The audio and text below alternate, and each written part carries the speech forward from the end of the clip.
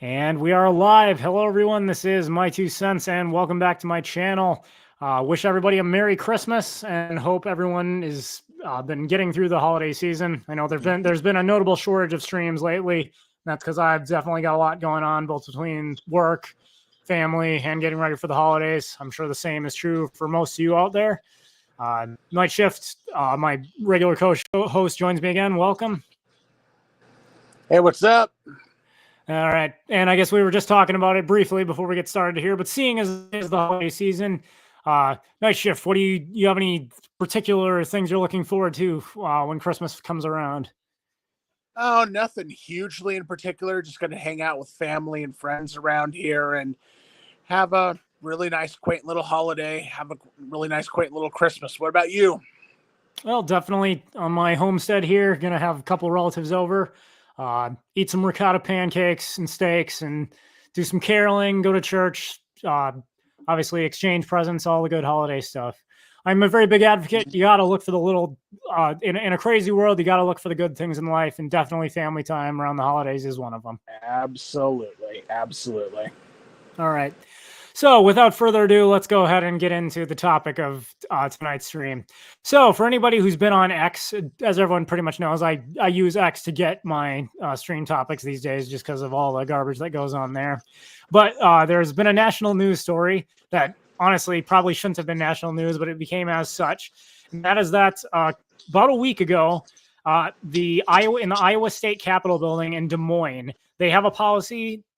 The Capitol has a policy that during the holiday season, various religious groups can file permits to have displays put up within the state Capitol building. And this year, the Satanic Temple of Iowa filed a permit, and apparently whatever the process is to get approved, managed to get approved, and they put up a satanic display that looked something like this silver goat head with a pentagram under it. Now, as you might imagine, this caused a great deal of outrage, particularly among the Christian community throughout the United States. Any religious Christian, myself being one, would oppose any display that outwardly attempts to worship the devil or give honor to the devil. But the question became then, what is the correct, what should a good believing a Christian living in the United States who opposes the worship do? Well, at least one person, by a former congressional candidate from Mississippi, by the name of Michael Cassidy, felt so strongly about this that he traveled to the Iowa State Capitol building and then smashed said display. And of course, and for which he received a number of positive shout outs, including Charlie Kirk from Turning Point USA and current presidential candidate Ron DeSantis. They both thought he did great things. But he has obviously been charged with vandalism, and now there's a GoFundMe that has raised something like $40,000 to defend his right to destroy satanic displays in the building of Iowa, the Iowa State Capitol building.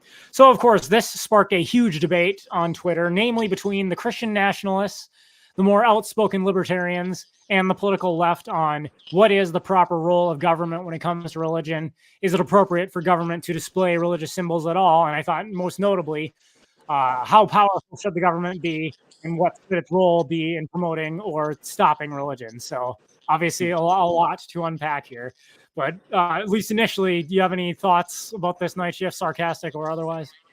Well, as we were discussing before the show, I just wanted to bring this up. Of what I know about Satanism, it looks to me like this display itself, the goat head with the pentagram and whatnot, it looks like it was just, I don't approve of vandalism at all. I don't approve of vandalism at all. And I'm not justifying what this person did. But honestly, again, of what I know of Satanism, this looks like they were doing this just to get a rise out of people. It looks like it was just to get a rise out of people because Satanists, at least from what they claim, do not believe in a physical Satan. They don't actually believe in Satan. They're kind of like what you said. They're basically a bunch of really edgy Gothic atheists it's like atheism with edginess and Gothicness added to it. It's not really something that they believe in. Even Anton LaVey, the founder of Satanism himself, actually even stated that he did not believe in a physical form of Satan and that the religion itself was meant to be more atheistic in general. So in all honesty, these displays really are more or less just to get a rise out of people. At least that's what it looks like. And it looks like it did. So I mean, again, I don't know how to balance this out between, vandalism is wrong to fuck around and find out, more or less. So those are my thoughts on it, at least. Oh, definitely. And I would say I have always found the same to be true. Most people who would identify as quote unquote Satanists do not actually believe in Satan. They are more or less very edgy atheists who are just trying to get attention and get a rise out of people. So honestly, I think the Temple of Satan, when they did this, was probably hoping something like this would happen because it would draw all kinds of attention. And of course, that is exactly what happened. So you might say Michael Cassidy played directly into their hand. Now, I will say, let's start simply from ideological principles. Well, obviously, I'm a libertarian and anarcho-capitalist. So therefore, I believe that private property owners have the absolute right to do whatever they want with their own private property. I think if you are a Satanist, you own a piece of land or a building or whatever it may be, and you decide you want to put up a shrine to Satan in it, that is your business. And if somebody else trespasses on your property and destroys it, that's not okay, regardless of whether or not I personally think what you're doing is morally good or praiseworthy. I myself am a Christian, so I adamantly oppose any efforts to publicly worship or honor the devil. But that being said, I don't believe, although I believe I have the right to speak out against that and say that I am morally opposed to such a thing, I certainly wouldn't have the right to destroy someone else's private property. Now, where this gets dicey, though, is that technically this is the Iowa State Capitol, which is a publicly funded building meant to represent all voters in the state of Iowa. So there are those that would say, well, yes, but the majority of voters in Iowa, it's safe to say, are not okay with government funds or government spaces that for which they pay being used to display something that they find to be morally abhorrent. But in all this, I will say initially, I actually come down on Michael Cassidy's side in his right to destroy this, but not for the reasons you might think. And there's an actual comment here from a Negro that says, these same people are okay with vandalizing Confederate statues, but when it happens to a statue of Lenin or such, suddenly it's a horrible crime and the evildoer should be punished. And that is exactly the point I want to get to here. Now, ever since Black Lives Matter, the Black Lives Matter riots became a big thing since the 2016 presidential election, George Floyd, whatnot. People on the political left have assured us that it is perfectly acceptable to use violence and to destroy private property in order to achieve your political ends. Because after all, if you're woke, you're right. If you're not woke, you're wrong. And if you're wrong, you deserve to be torn down. But they absolutely go crazy if vandalism is used for a political cause that they disagree with. Take, for example, January 6th. A couple of grandmas and fat guys go into the nation's capital, knock over some chairs, wave some flags, and that, oh my gosh, that's the greatest crime that's taken place or the greatest act of insurrection since the Civil War, and totally not okay. It's unauthorized use of violence. So what I say here is, regardless of your personal feelings, Michael Cassidy is more or less just doing what people on the left have assured him is okay to do, and I think he illustrates an important point here. All statists and authoritarians of any stripes believe that it is perfectly okay to use force to achieve your ends, so long as you agree with them. They only disagree with other people using force, which shows the utter inconsistency of virtually all forms of sadism. It's been appropriately said, there are only 2 points of view when it comes to the initiation of force. There are only 2 positions that are intellectually consistent and possible to justify, namely the non-aggression principle, the initiation of force can never be justified, or 2, the aggression principle, the initiation of force is always justified. Either of those positions can, in principle at least, be logically coherent. There's nothing inherently contradictory about them, and in principle, you could adhere to them consistently. However, what if the aggression principle, the use of force, is always justified? Well, again, on an intellectual level, there's nothing that, strictly speaking, that's incoherent about that. One could, in theory, believe that everyone who initiates force always has the right to initiate force, but all you're then is might makes right. Everyone has the right to initiate force, so let's all fight and may the best man win. But of course, this becomes rather impractical because when everyone's initiating force all the time, no one ultimately achieves their ends. Exactly. Darkcon, welcome. Hey, Darkcon. What's up? What all did I miss? Not a whole lot. We just introduced the topic. I'll go ahead and finish what I was saying here, and I'm sure it'll bring you up to speed. But of course, what most statists are trying to argue, or what they always try to argue, is that it's not the case that all people have the right to initiate force. Rather, only me, or only people who share my political views, or only this particular group of people who just happen to share all my views have the right to use force. And you can never justify what no one will ever, nor do they even attempt to, because it can't be done, justify why they and they alone have the right to use force. So anyways, to bring you up to speed, Darkon, are you at all familiar with the news story coming out of the Iowa State Capitol where they put up a satanic shrine? Yes, but based off of videos that I have watched and listened to throughout the workday today in particular, I haven't read any articles or anything. Primarily the response stream that Sitch and Adam had against Matt Walsh on the issue. Well, actually, it was a clip of that live stream. I'm still listening to the full live stream of where that they. I'm sorry. Is there a delay in our audio? Probably a little bit, but we're fine. Oh shit, that's inconvenient. But yeah, I can hear you just fine. Keep going. Okay. No. I heard you. But this is just a big fat disappointment. Just to see so many conservatives play this hypocritically as far as principle of free speech in general goes. Although I do not know of how much that free speech is actually tied into this. I do think that there is more of a local government working kind of issue set up here. My opinion has been for a while at least. I mean, being the token status, as I kind of use that as very loosely and semi-comedically. Indeed, but you're still our friend, so. Yeah, I mean, I'm a minarchist who believes in small r republicanism and federalism. And my belief for the last few years has been, whether it comes to Christian symbolism or, let me just put this forth.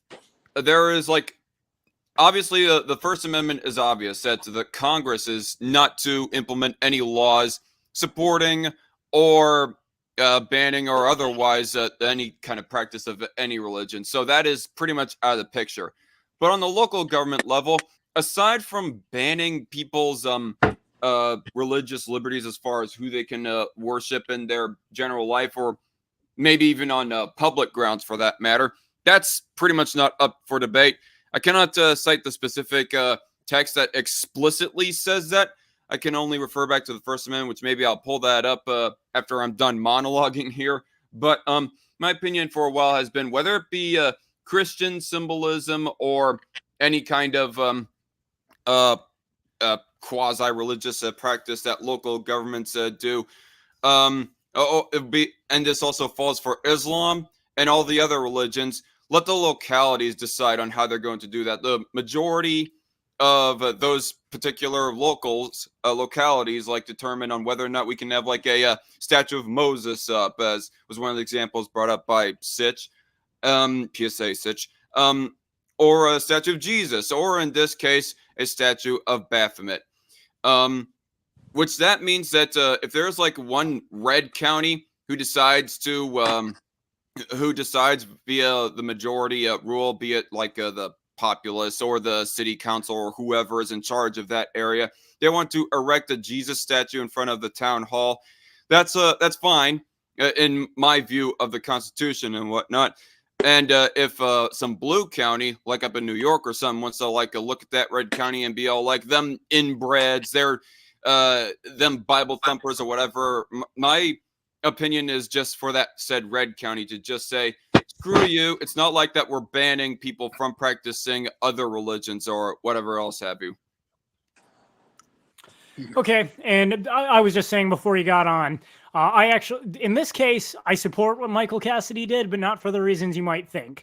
Now, I in principle oppose vandalism, especially on other people's private property, but I think what Michael Cassidy did illustrates an important point here, namely that ever since the 2016 election and the Black Lives Matter riots of George Floyd and whatnot, people on the political left have assured us using force to destroy other people's private property is perfectly acceptable, so long as it achieves praiseworthy political ends, like instituting Marxism in the United States. On the other hand, the moment anyone else uses force to achieve a different political end, they suddenly cry foul. So I think Michael Cassidy illustrates very well here that for people on the left who believe it's okay to use force to achieve your political ends, you can't really complain when people of different political persuasions start using force to try to achieve their ends, like a Christian congressman who smashes a satanic statue. So my question is that actually his intent, like to point out the irony and even hypocrisy of the left, or was it some kind of scary satanic statue and we should actually be endorsing Jesus in every single locality in the States? I believe more so the latter. According to this quote here, he said he saw the statue as blasphemous and was outraged. He said, "My conscience is held captive to the word of God, not to bureaucratic decree." He told the conservative website The Sentinel, and so I acted.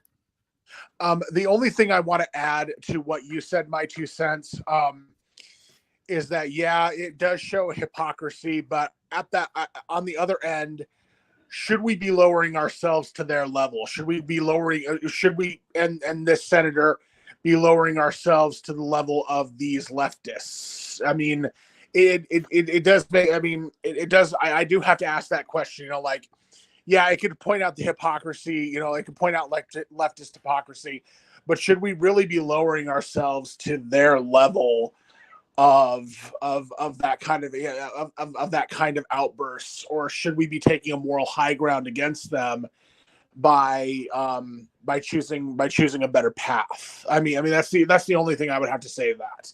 All right, and I think that's definitely a fair point to be made and a discussion to be had. I do think, right or wrong, what's done is done, and I'm merely pointing out that it's such an event, whether it was right or wrong, is useful to illustrate their hypocrisy in that regard. Well, that's in a way, that's a kind of a based way of looking at it, exposing the hypocrisy of the left on that front. But because of because of the principles that I hold and correlating that with the principle that he was holding, it in combination makes me highly disapproval of this exact practice and way of going about things, personally. Mm-hmm. Well, which brings us to the question then: how would I, as a libertarian, attempt to resolve issues like this? Well, and here's where I want to get into a broader discussion about various forms of nationalism, in particular, Christian nationalism.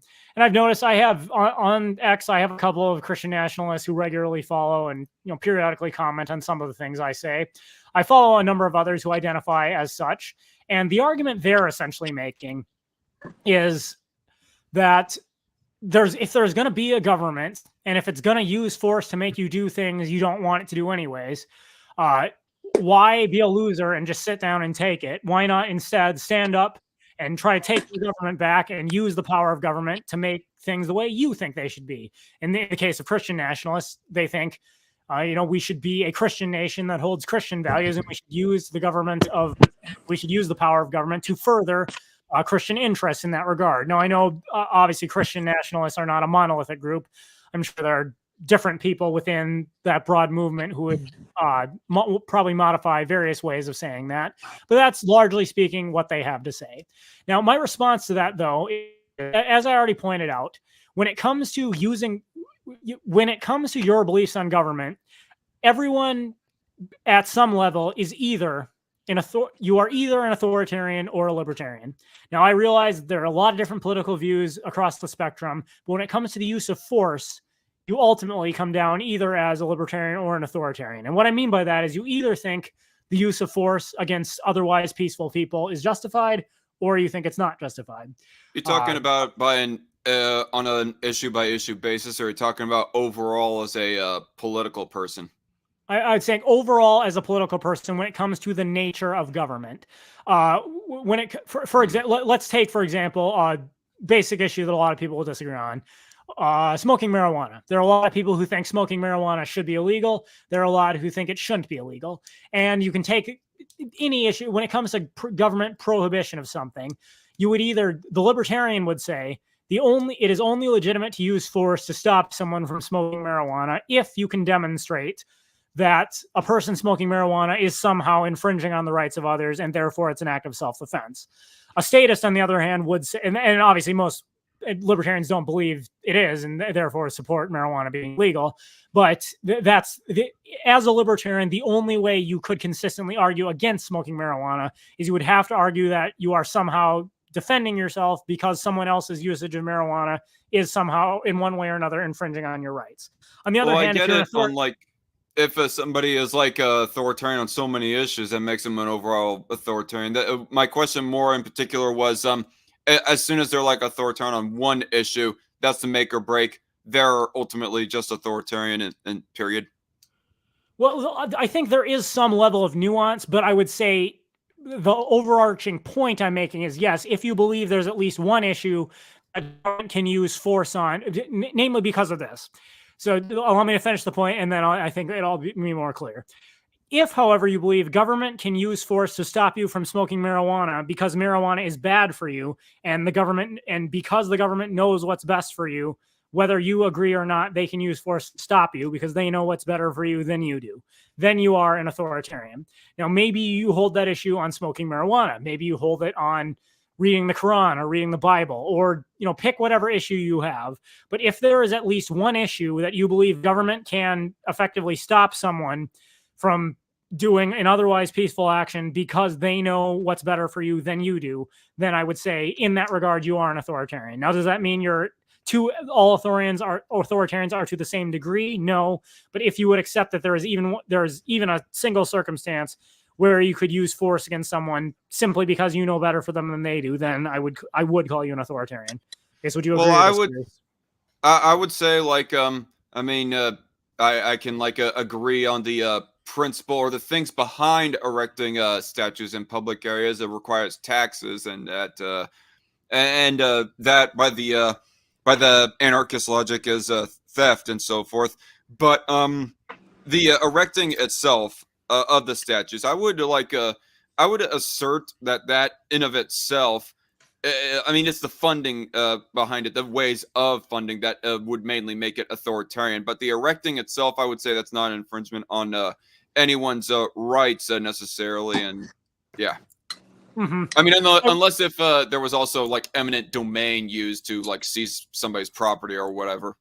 Okay, yes, and I think here for the libertarian, it all comes down to private property and who ultimately is the owner. Now, I think I would actually agree with Hans Hermann Hoppe, which for those who haven't read it, It Failed by Hans Hermann Hoppe.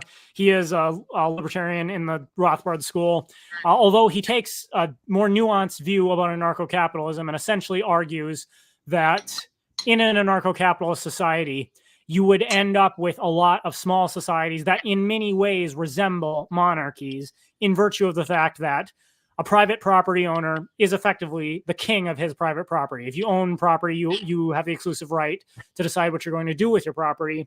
And in an anarcho-capitalist society, what you would probably get is, birds of a feather tend to flock together. People who share the same values would tend to seek to interact with one another more than they would seek to interact with people who share different values. Yep. And as a result, you'd probably get, various communities within an anarcho-capitalist society of privately owned property where those private property owners more or less come together and agree to abide by a certain set of values. Now, I see no reason that in such a society, the Christian nationalists couldn't come together and form their own society where they decide, we as private property owners from this property line to this line have decided that we adhere to the following tenets of Christianity, accepting the Bible as the word of God, and we're not going to tolerate or do business with people who disagree.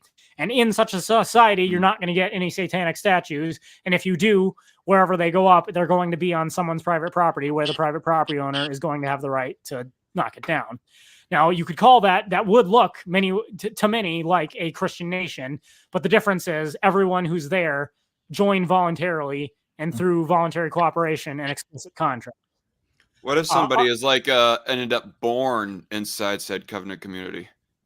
All right. Well, I think if they're born in covenant community, obviously, while they're still a child, they fall under their parents' authority. At the point that they become an adult, any explicit contracts with their parents would have to be renewed with them, and they would have the choice either to renew the contract or to break off from that community. Yeah. Now, I mean, let's say that.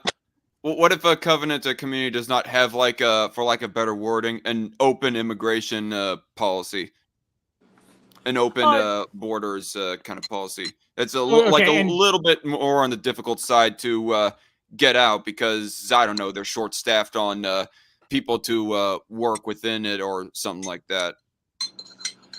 Okay, well, I think here when it comes to the hypotheticals, we'd have to get pretty detailed pretty quickly. I think what you're saying is they don't sell property to outsiders and people within the community if they can't, property elsewhere or move. Well, are you saying someone who is trying to leave, they were forcibly stopping, or they aren't allowing other people in, or where exactly is the conflict? Well, I'm not talking about outsiders necessarily. I'm talking about people who are born and raised inside said community all their lives. I don't think that there's any way in telling whether or not that because this person did not decide to be born inside our covenant community with our rules, therefore the rules do not apply to them because and as soon as they hit 18 or 19 or something like that, when they can go ahead and move out when they want to, that is when the rules will apply to them if they decide to stay. No, I mean, maybe in some cases covenant communities would work that way, but I highly doubt that would work in every single case in theory. Well, just because you have a covenant community doesn't mean that it's going to necessarily be anarchist or anarcho-capitalist. It just means that people are going to be there voluntarily, or they're going to be there somewhat voluntarily. But yes, covenant communities, that's the only real problem with them. Covenant communities, they can go south. They can go south pretty quickly if it's allowed. So, I mean, just because you have a covenant community, it doesn't mean it's going to be anarchist, at least in the ideal way that we're probably thinking. So it can go south. It definitely can go south. It's not perfect. It's definitely not a perfect model. Okay. Well, again, I think the point that needs to be made is where each of these, the difference between a statist nation as the Christian nationalists or, Islamic nationalists or whoever else sees it, the difference between them and a covenant community within an otherwise libertarian framework is the moment that the leadership of said community decides they're actually going to take up arms and force people outside the community to become part of it, whether they want to or not. At that point, they've become an authoritarian institution, not merely a covenant community. And I do have one question. Is there some later point in the live stream that we're going to get to addressing the chat? Well, I mean, we can address the chat along. I'm not going to ask it to right now. Just I was asking when is it open for that? Okay, usually near the end, I start to interact more directly with the chat. But if you see something, by all means, keep an eye on it. We can come back to it later. All right. I just did not want to interrupt the flow of the dialogue in this call specifically, but go on. Okay. Well, to finish this point here, I think any Christian, whether it's a Christian nation, an Islamic nation, heck, an atheist nation, or what have you, if a true authoritarian nation would believe, not only do the people within our borders who want to be here and want to adhere to our values, not only are we going to interact with them, we're actually going to expand our borders. If there's another community over, we're a Christian nation and over here there's a small Hindu nation or what have you. We actually believe, that nation should be part of our borders and be forced at gunpoint to either convert to Christianity or, be subjugated as some kind of second-class citizen where they have to pay tribute to the Christian government for the right to practice their own religion and be members here. Now, incidentally, I don't know of any Christians that are advocating that. That's more similar to Islam, but I'm just using it as a hypothetical. That such a nation would be authoritarian. Not only are you bringing together the people who already agree to you and want to be part of your community, you actually think it's legitimate to use force to make other people who expressly state they don't want to be part of your community to be part of it. And that is where I would say people on all sides of this issue, whether they're on the woke left and with radical Marxism, whether they're in favor of a traditional Islamic government, or many of the so-called Christian nationalists, they are in fact strange bedfellows, because while they disagree on what the right religion is, while they disagree on what the right values are and what should be displayed and praised in their various societies, what they all agree on is that they ought to use force to make everyone else who doesn't agree with them adhere to their values, whether they like it or not. And here is where we have a problem, because as I stated before, if you believe it is legitimate to use force to make other people comply with the way you think things should be, whether they want to or not, then it is just as legitimate for them to use force against you. And all you're left with is might makes right. We'll fight it out, and the winner take all. Of course, the problem with that is, and it's already been pointed out in the chat, it's gone now, but I did see someone made this point. Even if all that's going to do is create rebellion within your society, resistance movements, and you're going to have never-ending warfare between the various factions. As soon as someone gains power, they change it to make things their way. The moment someone else gains power, they change things to make it their way, and you have never-ending infighting. The reason being, you can't change people's minds with force. You can try your best to convince them, but if someone doesn't want to be part of your community, forcing them only creates resentment and ultimately more conflict for you in the future. I know this is a little off the topic, but God, it's kind of interesting because right before the stream, I was actually I was thinking about this story that I was writing on Wattpad, or that I was going to start writing on Wattpad. It actually talks about societies like covenant communities that actually started forming up after the collapse of not just the United States, but the world, at least in the story. And the story actually takes place in my home state of Idaho. I was writing from what I know. Now, Idaho in this story is not a religious community. However, just south of us, there is Utah, or what the Mormons in the story now call New Zarahemla.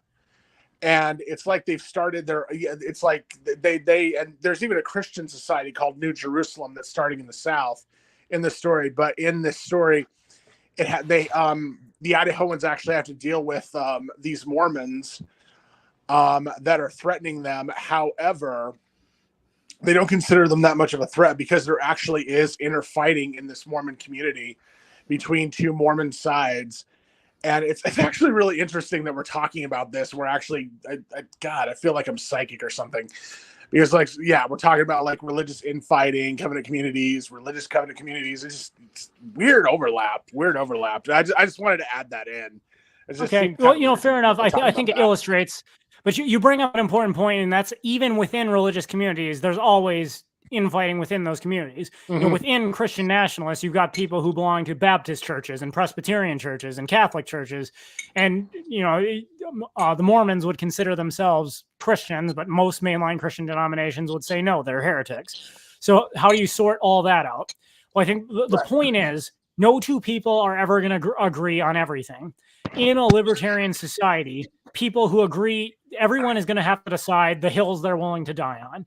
Obviously, no one can function as a completely autonomous agent, never interacting with anybody, unless well, I take that back. If you want to live like a hermit and go, live in the middle of the woods and sustain yourself, good on you. But most people don't want to live like that. Most people do want, to some degree or another, to interact with people who are like them.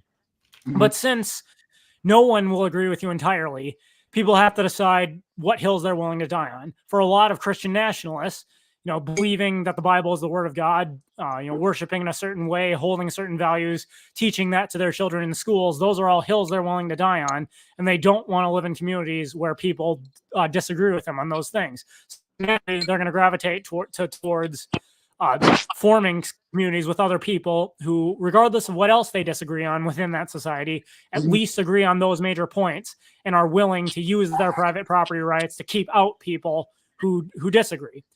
Right. And the same goes, for Muslims or Mormons or any other community. Naturally, those kind of communities are going to form in a libertarian society. Of course, the problem is there are communities, and I'm going to single out Islam here just because I firmly, I'm willing to debate anyone on this point, but I firmly believe Islam as a religion is fundamentally incompatible with libertarianism, specifically because it teaches that the entire world must be brought under the domination of Islam by force if necessary.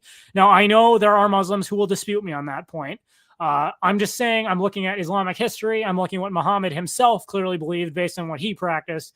And it does appear to me that consistent application of Islam would not be consistent with libertarianism. The Quran, or Allah as they see it, actually commands that you bring all non-believers under subjugation. So for that reason, a religion like that would not be compatible with an otherwise libertarian society, though you could have a covenant community of voluntary Muslims, I suppose. Make no mistake. When the Muslim revolution comes, they're coming after the anarchists and libertarians first, even before the Christians. Mark my words. Oh, absolutely. Libertarianism it's incompatible with their values, as are most Western values. Yep. Who knows? Maybe it gets to a point of where that there are like too many Christians that Christian theocrats like Matt Walsh, for example, specifically, who have set up the apparatuses of government in the way so as to make it easier for the Muslims to go ahead and like enforce their rule and so forth. Yeah. Like I definitely see the logic behind there. Okay. No, I don't listen to Matt Walsh regularly. I've listened to some of his stuff. Does he specifically identify as a Christian theocrat, or what is his view on that? That was originally like ironic and a joke in his Twitter bio, or X bio, I guess nowadays. But now it seems to be coming out more and more that the guy is just unironically some kind of like a fascist or some kind of authoritarian, regardless. Like okay. I think I will have to look in. I will have to look into that, because I would love to see, especially after the big rift between Ben Shapiro and Candace Owens. I would love to see, like Daily Wire Battle Royale, and have all our major hosts sit down and debate that. Yeah, if the Candace versus Ben drama like heat up anymore, I have no doubt of whose side Matt would fall on, and that would be Candace's. But the thing that really like broke me as far as like want to unsubscribe from Matt Walsh, to get into why I was listening to him in the first place, that get too rambly. But regardless, the thing that broke me was when he first came out and started advocating, or at least arguing heavily, devil's advocate for the idea of white ethnostatism. And why it is that white ethnostatists want a white ethnostate is because, colored people, they don't have the same values as we do. And it's also like inherently practically impossible to get all of them to be of our values. It's like screw you, dude. But anyway, on that point, most recently there was I can't remember what the other things were, but recently there was, of course, this issue, which was even more like disappointing as a former casual Matt Walsh fan. And emphasis on casual, by the way, people,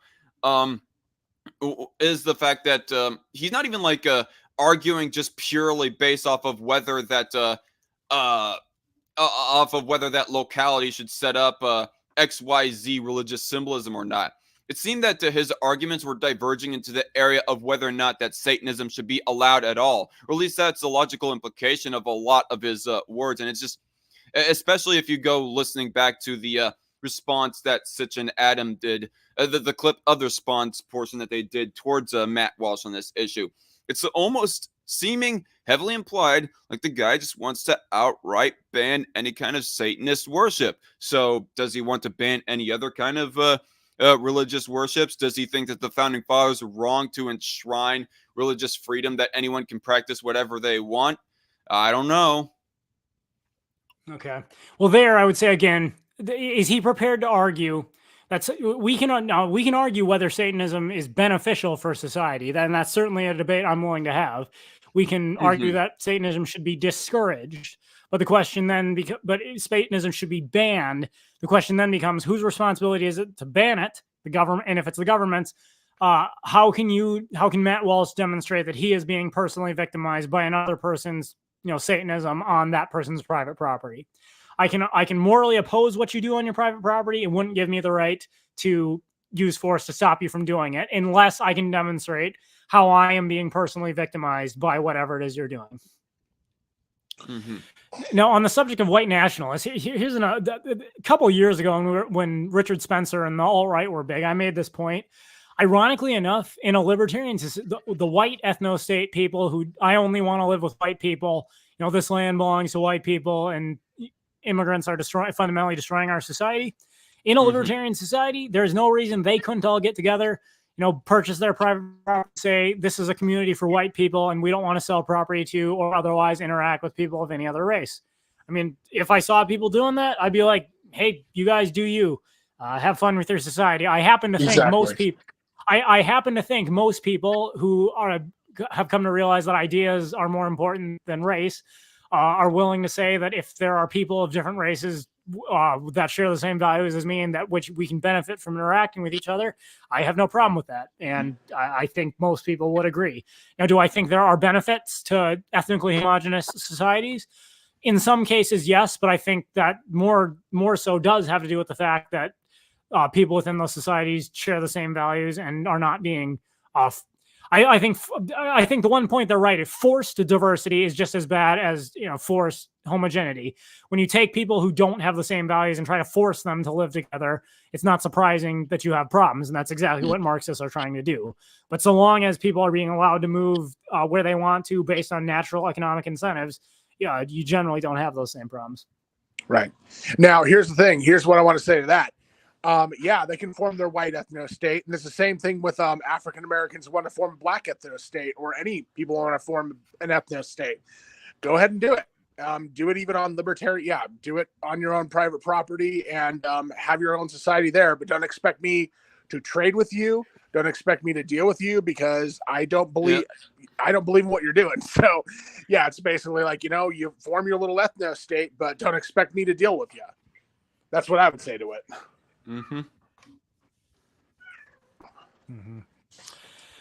All right. Well, interesting discussion there. We are getting to it's been about 41 minutes. We're getting to the latter half here. So I think, Darkon, if you did want to shift to the comment section, let's go ahead and take a look. Let's engage some of what people have going here. Yeah, for starters, I just want to say, screw you, foreign text boy. If I was really a grifter, I would not be taking the exact positions that I am. Political positions I do nowadays. I'd just be a full-on like Trumpist or full-on this or that or the other thing. Even when it comes to my libertarianism, like my rhetoric does not line up very squarely with your stereotypical libertarian. And even then, even if I was, there doesn't seem to be that much of popularity within libertarianism, unless if you're of the Reason and Libertarian Party camp, which I am obviously not. And as far as the fool comment goes, I'd still say that you're a bit of addressing. Yeah. Is this the guy you're addressing? What? Yes. Seriously? Yes. And this guy's calling you a grifter? Yeah, it's like I don't get it. Like people want to say that I'm like faking my beliefs. They're just full of shit. And as far as the fool comment goes, well, even with that, it's that's kind of subjective opinion based by basis, as opposed to the grifter comment, which is just really objectively not true. The whole fool comment, though, that might be a matter of opinion. Still kind of an asshole for that. But regardless, I just want to say that as far as my supposed foolishness goes, from a libertarian standpoint, at least I understand the fundamentals of libertarians a whole lot more than your typical conservative or even a lot of minarchists do, for that matter. Like, I don't go on Austin Peterson camp of bashing the nap or anything like that. One of the things I disagree with him on. And I say all this despite my opinion as far as a court system goes and so on and so forth, and whatever I believe is necessary to support and defend people's rights, especially the most defenseless among us from the most predatory among us. But to get into that dialogue tree, this would turn into a full-on anarchist versus minarchism debate. Okay.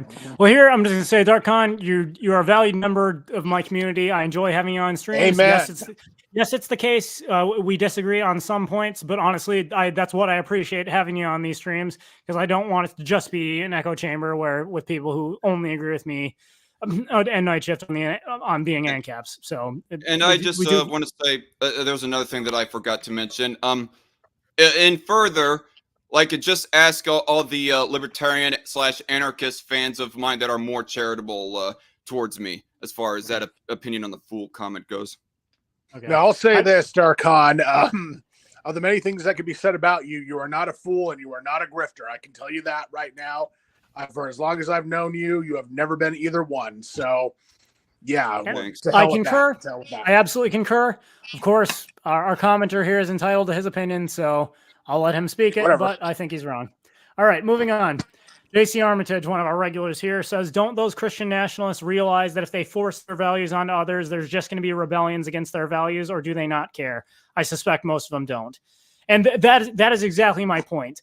You can't, and as a Christian myself, what I will say is part of understanding Christianity is the gospel has to be accepted voluntarily. Jesus offers salvation freely to all, but it has to be accepted voluntarily. I like the way C.S. Lewis put it. He said there are only two kinds of people in the end: those who say to God, "Thy will be done," and those to whom God will say, "Thy will be done." Now, obviously, if you may not be a Christian, you may think Christianity is full of shit, but either way, you can anyone who studies the Bible ought to be able to recognize that the gospel is not something that you can force on other people. If you look at the Acts of the Apostles in the book of Acts, they preached the gospel, people sneered at them and said they wanted nothing to do with it. They moved on and brought it somewhere else. So I think the entire concept that you could use government to force people to become Christians is ludicrous. However, that's precisely what Islam is all about. They put people in a situation, or historically, many Muslim caliphates have put people in situations where they were essentially told convert or die. And in my opinion, such a person, you couldn't even really count that as a true conversion. If someone is just saying, I convert to your religion so I won't be killed, can you really be so confident that they actually believe your religion is true? And further, how do you not know that within your community, people, they're not going to come together and form rebellions, which is why such governments end up having to be extremely totalitarian, having secret police who try to suss out and destroy any opposition. And the whole exercise becomes counterproductive, because any empire that's built on that kind of function, ultimately the costs of enforcing their own viewpoints will come to exceed how much wealth they can extract from their civilization, and they're going to collapse. Maybe it'll happen in a long period of time like the Roman Empire. Maybe it'll happen in a much shorter period of time like the Soviet Union. But one way or another, it will happen. And I have one thing that I very quickly want to address. It won't take long. Jonathan O asked a lot earlier, based on what? And I believe that, shoot, I gotta mute my phone there. But he asked based on what? And I believe that was in response to my comment when I said that was a very based way of looking at it. Regarding your comment specifically, 2 cents, of whether you said that this guy, Mr. Cassidy, did this, well, not that you actually said it. You did not actually say that his intent was that, but the idea that he would do this as a way to expose leftists for their hypocrisy on this specific issue when it comes to tearing down statues and whatnot. Regardless, if his intent was that, his motives and methods of actually doing that, it's not very based, but his intention is very based, because I'm all for exposing leftist hypocrisy. Sorry if that did take too long. No, not at all. Let's see, Lights473 here says the only reason the state exists right now is because statism is the dominant philosophy in the culture. If most people didn't support the state would disappear because they couldn't survive. Right. Now, on this, I happen to agree. I think there is a reason public schools, both in the United States and in other countries, teach children from the moment they can learn to speak that the government is good and that you must obey it. Any man in the natural state of nature understands that no man has any more right than any other man to use force against another. It's only through manipulating the education system and, in some sense, setting themselves up as God that government can convince men otherwise. And I think that's why there's such a concerted effort to silence libertarians. And a lot of people try to say, libertarians, they're that freak fringe. They're never going to accomplish anything. Department of Homeland Security has listed ANCAPs as possibly they're on right-wing watch lists, even though we're the ones advocating, leave each other alone, not use force. Ironic, but the ideology is dangerous, because if people stop believing the state is legitimate, it will disappear. Right.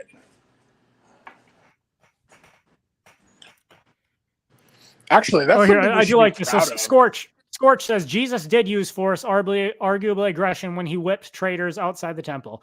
True. Now, I would say on this particular point, I think that what's notable here, though, is that was the temple in Jerusalem to Yahweh, or God the Father, as a Christian would believe, which Jesus saw as they had turned it into a den of robbers and it was no longer serving the function it was supposed to.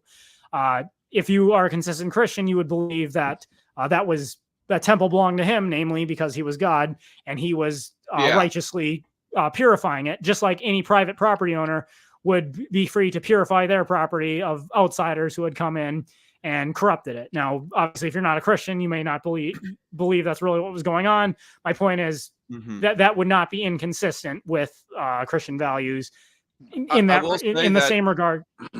I will say that the Christian belief is, regardless of libertarianism, that God is the absolutely only one who can violate any rights or whatever. But that gets into theological debates about God's divine intent and so forth. But another way to look at this, to get a little bit more from a secular point of view, what my 2 cents said was right. Yeah, I mean, another way to look at it is that temple was God's private property, or property in general. I think that's the best way to put it. In that case, the temple in Jerusalem was God's private property. Thereby, Jesus had the right to purify it because it had been corrupted. You did not see Jesus, for example, going and tearing down temples in Rome or to foreign deities. The Apostle Paul, who's in the book of Acts, after Jesus ascends back into heaven and the disciples start going around, Paul has an opportunity to preach on Mars Hill in Athens, where there are tons of idols set up, and he actually uses he finds an idol there called "To an Unknown God," and he uses that to launch into his sermon, where he says, "I want to tell you who that unknown God is," and he explains it's Jesus, but he doesn't go around destroying those idols. He's there to try and get them to accept the gospel, and tearing down their private property is probably not the best way to go about that. So, Scorch, if you're still here, basic translation, let's say you're living on your own private property in Ancapistan, and a bunch of commies and socialists decide that they're going to squat on your property. Basically, what you can do is you can take a whip and basically horsewhip them off of your property and get them off of your property that way. So, it's the same way Jesus did getting those money changers out of the temple. You can basically just whip a bunch of commies and socialists if they're swatting on your property and they're violating your private property. So there you go.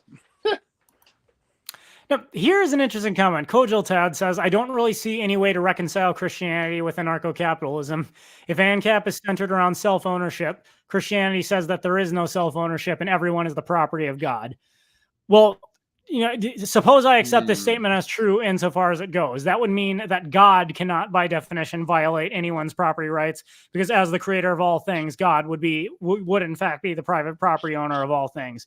That would not give you personally the right to violate someone else's private property. So the only person that would be exempt from the rules in an ANCAP society would be God himself. It wouldn't have anything to do with individual human beings interacting with one another. So I do not actually see the contradiction there. Good response.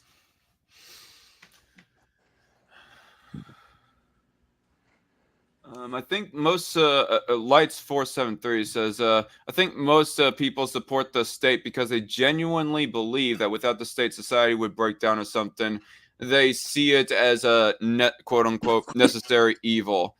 I mean, that's kind of that's personally my belief as a minarchist specifically. I'm afraid, I mean, this does get a little bit more into like the anarchism versus minarchism debate here for a bit.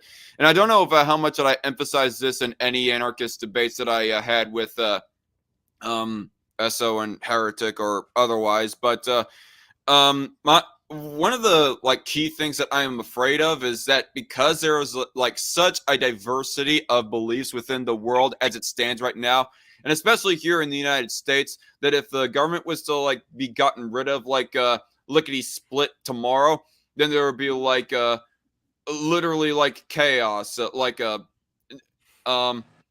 not to equivalent anarchism with chaos. I don't believe in that definition of things like every other normie does. But regardless, that's one of the things that I am most afraid of, really, And maybe in the future, if people were to come to like a general agreement of a principle, then we could like be in a stateless society. It'd be cool at that point, but that's one of my basic beliefs anyways. Okay, and what I'd say here, what I'd say my viewpoint is I actually have a video that I made a couple of years ago called "Is Government the Lesser of Two Evils?" where I answer this explicitly. And I think in the discussions about, anarchism versus minarchism, who's right, often what comes up is the state a necessary evil? And people will start to throw out hypothetical situations. Well, what about this situation? Wouldn't the use of force be justified in that situation? And what about this? And what about that? And, we can talk about endless hypotheticals until we're blue in the face. Where I came down is this. Am I willing to grant that there could be hypothetical situations where the use of force where the initiation of force is justified? Yes, I'm willing to grant that. The one example I love to use, though, is the film The Dark Knight, which one of the best films ever made, in my opinion. For those who I hope you've seen it by now, but for those who haven't seen it, essentially the plot is the Joker has Gotham City held hostage, and a ton of people are going to die unless Batman can find the Joker. And what you discover, he reveals to his compatriot Lucius Fox that he has built this machine that essentially hacks the microphone in every person's cell phone and listens to every conversation going around Gotham City, and where they're going to use that to find the Joker. And Lucius Fox point out, this is a huge invasion of people's privacy. To which Batman says, "Yes, I understand, but we have no choice. So many people are going to die if we don't do this. We have to do it now." And they do. But then at the very end of the movie, when they stop the Joker, he tells Lucius Fox, type your name into the computer and then leave. He types his name into the computer and the whole machine blows up. The point being, even Batman didn't believe that it was okay to violate people's rights all the time. He only used it in virtue of it being such a dire situation, and when it was over, destroys it. I think of government in the same way.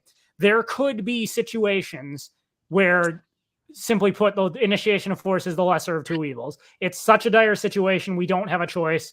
And the person making that decision, if you had to face consequences afterwards, so be it. But if you were genuinely convinced that was the only way, then so be it. My point is, I don't think it follows that because there are hypothetical situations where the initiation of force might be justified, therefore we need a governing body who at all times and under all circumstances always has the right to use force. Because that is effectively, in my opinion, what all arguments for government and authoritarianism are. They argue because there might be situations where we have to use force, therefore we need to have a body that always has the right to use force, whether it's that situation or not. I think under no other circumstance would that argument succeed. My only real argument on this one is seeing government as a necessary evil. You're actually accepting that evil must exist. That, as an anarchist, I see that there is no such thing as a necessary evil. Evil does not need to exist. And yes, if we are going to call something evil, government, state, the state governments, whatever you want to call them, they are about the closest to that you can get in this physical realm or in this physical world. They're the closest to evil you can get. And in all honesty, I do not accept for 1 second that evil needs to exist. So, are they a necessary evil? Absolutely. You're accepting that evil must exist, and it does not. So that would be my argument. Okay. I don't know what happened there, but you kind of cut off for a split second, like you dropped and then pulled back in. Yep, you're back in now? So, yep, we can hear you now. We didn't really miss any of what you had to say. So. Okay, cool. Okay. Right. And that, and also in relation to someone in the live chat, the idea of necessary evil, like I get the idea of that saying. Like I would argue philosophy, or I guess politics more specifically. I know that some people don't like using the word politics, especially when it comes to like a non-government sense of the word. But hey, there are a lot of non-government legislation or policy related things that can be political, at least in the colloquial sense. But regardless, I like to argue that based more off of what is an invasion of people's rights or not. And I definitely understand the idea of taxation, even in a monarchist society, as far as that belief goes. But as far as the necessary evil talking point goes, to say that there's no such thing as one, I would posit that there is, and the most the best example that I can think up off the top of my head is the idea of killing someone in self-defense. Now, yes, not everybody who aggresses deserves life. If somebody like is a mass murderer, we can all agree that by rights they don't deserve the right to life at that point. Maybe if they only committed one murder, maybe it's a little bit of a different story, but regardless, depending on how extreme that their violation of other people's rights are, yeah, we can agree that some people just don't deserve the right to life. But the idea of self-defense in general, we can all agree is like not an evil at all in the sense of the word. But what about when you had to like end up killing a person in self-defense? Now, there are a whole lot of people who still, like, almost ironically enough, but still, I would say cohesively enough as well, believe that all life is sacred and really we should refrain from killing as much as possible.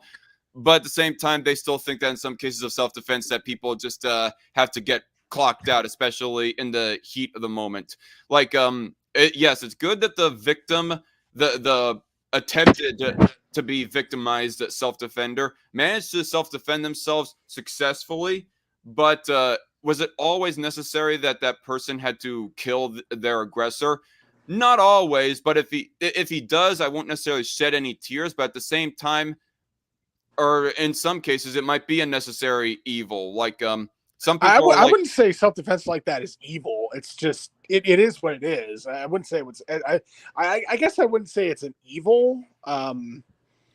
I guess even up to that point, I mean, if they're going to kill you, if they're going to murder you, that is in itself what we could be called an evil. But I mean, if you're going to defend yourself, you have to defend yourself up to taking someone else's life. I would not call that an evil. I would not call that an evil, but I don't know. Sure, not an actual evil. The word necessary is kind of the key word, and I guess I'm just kind of arguing for the case of that there are some Christians who are a whole lot more Puritan than I or my two senses, who just have a little bit more of a hard line, don't kill ever belief. But at the same time, that person had to kill their aggressor because they were like in the middle of like I don't know, pursuing their daughter to kidnap them or something or other, and the only way to stop them was to kill them ultimately.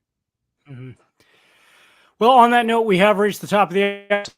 If anyone wants to hear my take on that in more detail, look up my video, Is the Government the Lesser of Two Evils?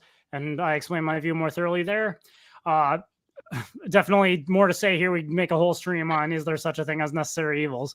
But Night Shift, Archon, thanks for coming on, discussing. Yeah, thank you for the Absolutely. invite. You're welcome. All right.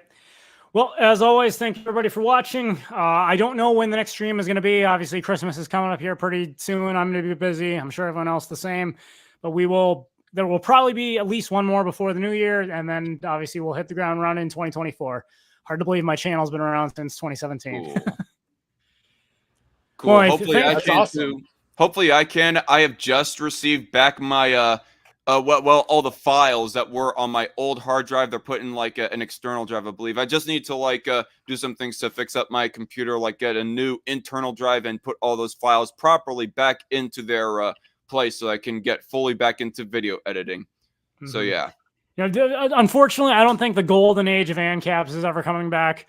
For those of you who, I would say like late 2016, early 2017, Mr. Dapperton led the whole crew of ANCAPs. Mm-hmm. And there was a great age of awesome videos and live streams and whatnot. Unfortunately, I don't think that's ever coming back, but hey, I'm still here and there's still plenty to discuss. So yeah, absolutely. All right. Well, thanks everybody for joining the stream. And as always, that is my 2 cents. Take it for what it's worth. Adios.